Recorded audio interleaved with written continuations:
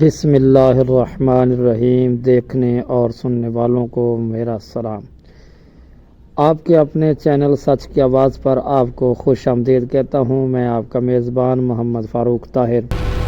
پاکستان کی خوفناک کہانیوں کی قسط نمبر 6 میں آج آپ کا سواگت ہے۔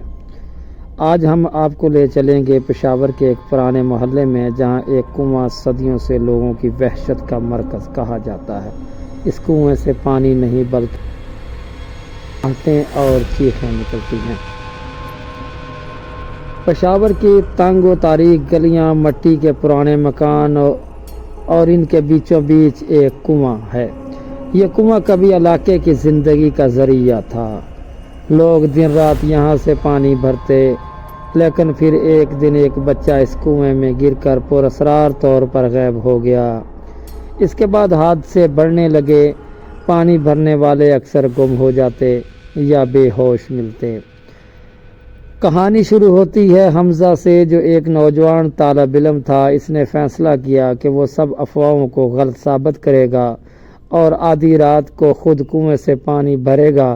دوستوں نے اسے روکا، مگر حمزہ نے کہا، اندھا وشواس کی نہیں، حقیقت کی تلاش کرنی ہے۔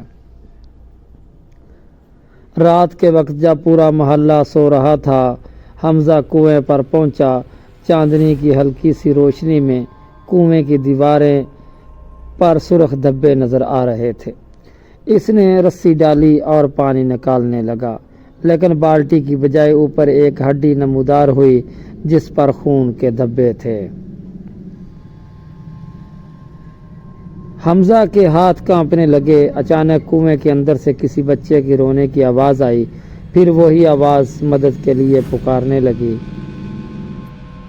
امی مجھے بچاؤ، امی مجھے بچاؤ۔ حمزہ نے ٹارچ اندر ڈالی تو پانی کی بجائے سرخ مایع لہروں کی طرح ہل رہا تھا۔ کنویں کے اندر سے ایک ہاتھ باہر آیا اور حمزہ کی کلائی کو پکڑ لیا۔ وہ چیخنے لگا، لیکن ہاتھ کی گرفت زیادہ مضبوط تھی۔ پانی کی سطح پر ایک سیاہ سایہ ابھرا جس کی آنکھیں سرخ اور آواز کھوکھلی تھی، یہ میرا کنواں ہے، تمہیں یہاں سے نہیں جانے دوں گا۔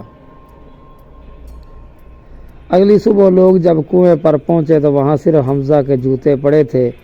بالٹی کنویں کے کنارے پر اٹکی ہوئی تھی، مگر رسی پر تازہ خون لگا ہوا تھا۔ اس دن کے بعد کسی نے رات کو اس کنویں کے قریب جانے کی ہمت نہ کی۔ آج بھی پشاور کے لوگ اس خونی کنویں کہتے ہیں اور سورج ڈھلنے کے بعد وہاں سے دور رہتے ہیں۔